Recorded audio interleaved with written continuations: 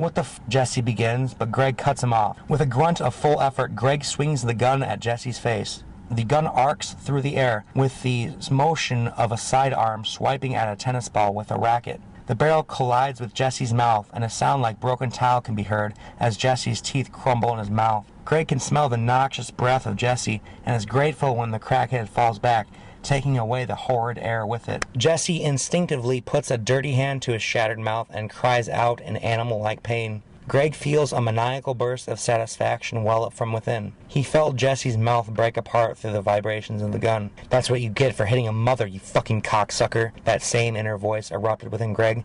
"That's for robbing my store. That's for every fucking bad thing you've ever done that's hurt someone." Without missing a beat, Greg hikes up the kid with one arm, while still pointing his Beretta at the wounded man. Greg takes several steps backward away from the van, eyes never leaving Jesse. Jesse was rustling around in his pocket for his own gun. It was a .38 snub-nosed revolver he had procured through God only knows what shady back alley deal. After retreating a safe distance, Greg turns and runs full sprint. Jesse recognized the fat bastard from the store. He knew right where he could find that fat fuck, and there would be hell to pay. Greg left the sliding door open, compromising the car's lockout. Jesse now had an exit. Greg was pounding the pavement, cradling the baby with one arm while pumping his other in a running motion. He did all this while still holding his weapon. Within seconds, he had cut across the street, threaded through the traffic, and was motioning for Robert to start the engine. Robert was way ahead of him, and pushed the passenger side door open while leaning across the driver's seat. Greg lunges into the car with the baby on his lap. The child squirms incessantly, struggling to be free of the stranger's grip, but Greg holds firm. "Go, go, go!" Greg shouts. Robert jerks the wheel to the maximum turning radius and darts out into traffic. The passenger side fender clips a straggling car that's putting around with an old geezer behind the wheel. Robert does not stop to collect insurance information, nor does he obey very many traffic laws as he steers the tempo through the tightly knit veil of traffic surrounding them. Honking and obscenities follow the two men as they maneuver through the flow of vehicles. Greg throws his head back against the seat and emits a shaky breath as they increase the distance from the madman. "Don't worry, kiddo," Greg says in an out-of-breath voice. "We'll get you back to your mommy in no time." "Is the mother waiting for us?" Robert asks in a similarly trembling tone of voice. "Is that where we're going now?" "Yes," Greg says simply. He is gingerly bouncing the tiny child on his knees, trying to calm the hysterical baby. His rocking has little effect, and the child continues to wail its agitated head off. "That's okay, baby," Greg reassures. "You go ahead and cry now. It's all over." Robert takes his focus off the road long enough to brush the child's tousled hair back and forth softly. "That's right, sweetie," Robert says in a soothing tone. "Uncle Greg got you back from that mean old man. Yes, he did. Yes, he did." Greg and Robert make eye contact over the head of the sobbing baby. Robert nods toward Greg and pats him on the shoulder. "You're a hero, man," Robert says simply. Greg had become accustomed to failure, and the sound of compliment struck him in a weird way anymore. Perhaps it was low self-esteem, but praise thrown his way was always taken uneasily, as if it were incorrectly addressed. Surely someone else must deserve any kind words. They drove in silence for the remaining portion of their short journey. Greg realized his life was different now. Nothing was the same. The stores he saw every day 1,000 times seemed somehow more vivid to him now. Perhaps it was the adrenaline still pumping through his veins, but everything was heightened, accelerated. The hum of the car's tiny engine seemed to match the sewing machine pace of his own heart. Robert pulled up to the door. Greg had never been happier to see his shitty little shop in all his life. In his current frame of mind, he almost felt like dropping down and kissing the ground inside the store. He laughed to himself as he imagined what the cheap laminate floor would taste like. As they pulled up, the mother was on the threshold of the entryway, wringing her hair with both hands. Upon seeing Greg emerge from the tempo with her child, what little control she had over herself quickly eroded. She lunged from the store, shaking and screaming and sobbing. Greg could actually see her hands trembling minutely as they reached out to take back her child. "That poor woman," Greg thinks again to himself. "Thank you, thank you, thank you, thank you, thank you," the woman repeated over and over again to Greg. Her final round of thanks dissolved into a series of hitched gasps, as her emotions finally caved in whatever defense she had put up through this ordeal. Hell, the wait in the shop alone must have been unbearable, Greg realizes. "I think she'll be okay," Greg informed. "She's going—" Blam! Blam! The sounds make Greg jump. Shattering glass comes from in front of Greg to his confusion. With the second shot, Greg feels a force rip through his neck and he stumbles forward. A fine spray of red dusts the display window as Greg's jugular is nicked by a bullet. Greg groans, pitching forward. He puts his hand to the front glass to steady himself and sees the jagged hole where the first bullet went astray. To his disbelief, he actually can see the second slug smashed from the impact and wedged into the metal door frame after it grazed him. On instinct, Greg slaps his hand to his wound, where he feels something like warm syrup begin to pour down the neck of his shirt. The mother begins screaming at the top of her lungs again, turning back inside the store to flee the danger to her and her baby. By unknown grace, the bullets missed the little girl and mother. Greg staggers around to face his attacker. At that moment, Jesse fired again. Greg's sudden movement threw off Jesse's aim, and Greg can hear the third bullet scream past his right ear, even ruffling the hair by his temple. The bullet lodges into a thick red brick of the outside wall. Jesse is a nightmare to behold. He stands rigid on the sidewalk with his mouth stretched open into a lunatic's grin. Blood drips from seemingly his entire mouth, coating his frayed sheepskin-collared leather jacket. The yellow-white from the collar of the jacket makes the horrible red blood stand out even more brightly in the overcast afternoon light. Jesse has the gun pointed at arm's length directly at Greg. Greg raises his own gun and starts shooting. The pistol bucks each time it fires, but Greg carefully controls the preceding shots. As before, when he practiced at the range, he waits for the gun slide to snap back into place before firing again. In total, he fires 5 times from a distance of maybe 15 feet. He hits Jesse once in the hip, which makes the crackhead howl and dive for cover behind a blue postal box. The remaining shots from Greg's gun pepper the sidewalk, but hit nothing. Greg turns quickly and throws his front door open with all his considerable weight.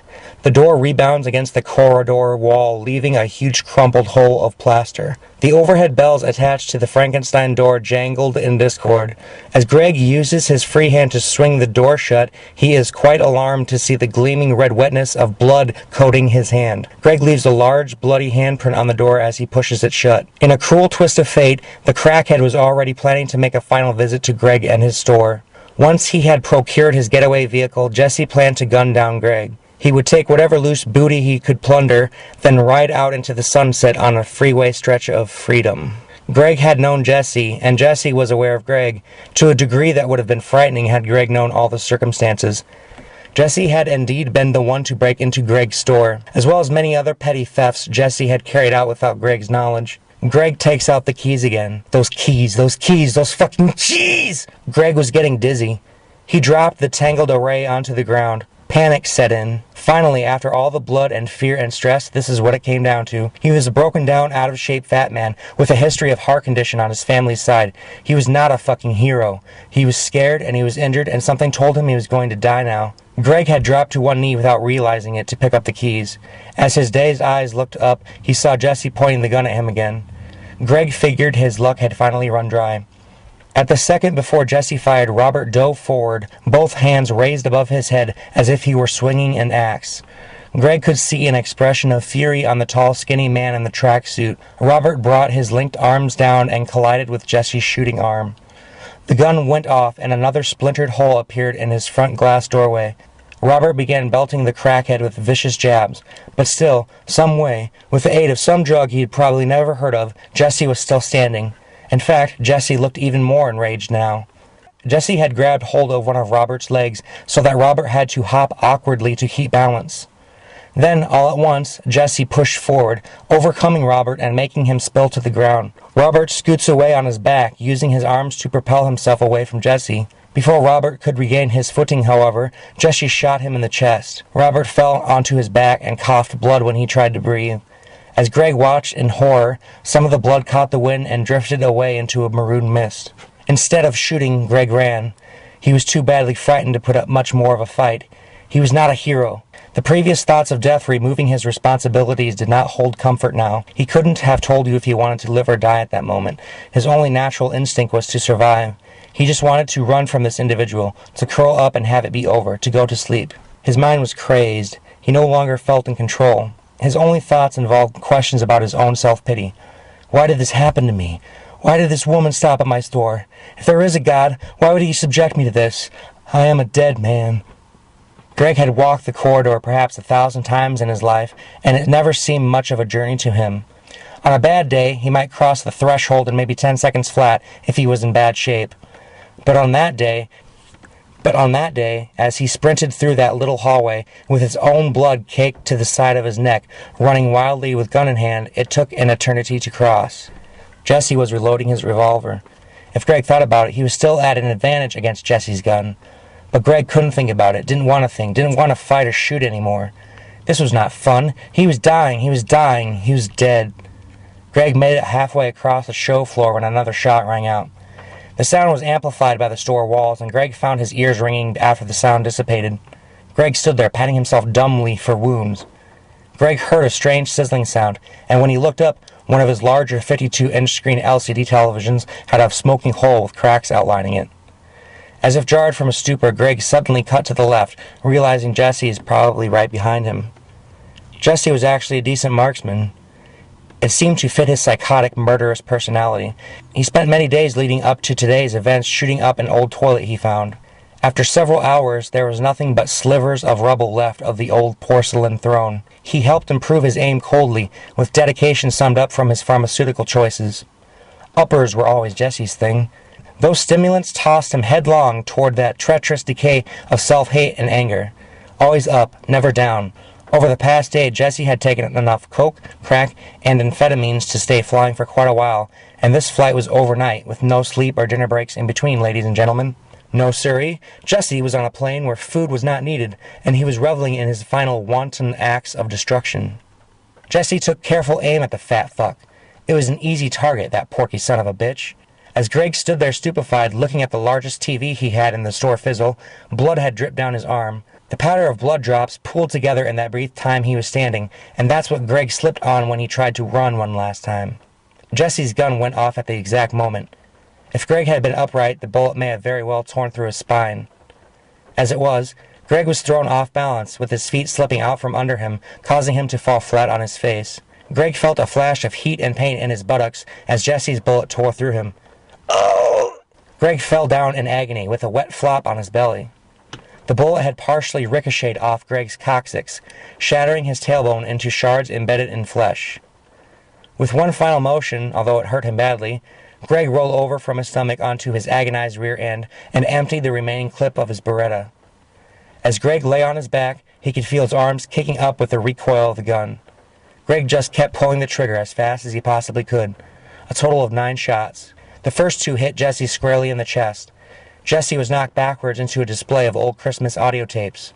Greg hit Jesse a total of 6 of 9 times in the arms and legs, with wounds too numerous to count later on. One bullet pierced Jesse's hand, striking the snub nose and causing it to wobble wildly through the air in a short drop. One bullet struck Jesse's throat, turning his cries of pain and anguish into an inarticulate, wet choke. Jesse's shepherd skin-collared jacket was torn almost to shreds from the bullets. At one point, Jesse had held up his arms in a defensive motion. Several of the bullets went through the radius and ulna of both forearms, smashing them to bits. A few of those went further, past the arms, and lodged in Jesse's lung. By the 9th shot, Jesse was already dead. He collapsed face down amongst a spilled-over collection of Bing Crosby and Alvin and the Chipmunks Christmas classics. One of Jesse's hands was outstretched, the one that held the gun. His bullet wound bleeds like a modern stigmata. The palm is up, as if to ask for one last handout. The gun was smoking in Greg's hand. The slide was ejected backward as the final shells were flung loose. That cordite smell again, so bitter. He had smelled it far too much today. It was making his head swim. Hard to hold on. The gun tumbled from his grip, clattering loudly on the floor. His other hand managed to stay on his wound throughout most of the ordeal. He wasn't much of a doctor, but he chalked it up to survival instinct. He remembered the mother grabbing his cell phone, calling the cops one final time. She kneeled over him with the babe in one arm. Greg tiredly looked over at the baby chicken he had helped save. He smiled softly at her adorable outfit. He took his hand away from his wound only once, to lightly pat the child on the shoulder. As his hand fell away from the infant, he realized he had left another bloody handprint, this time on the baby's clothes. The mother had rushed to put a towel against his neck to stop the bleeding. She propped his pale face against the corner of the wall, and that's when the paramedics finally came. By that time, however, Greg had passed out and could hear no more.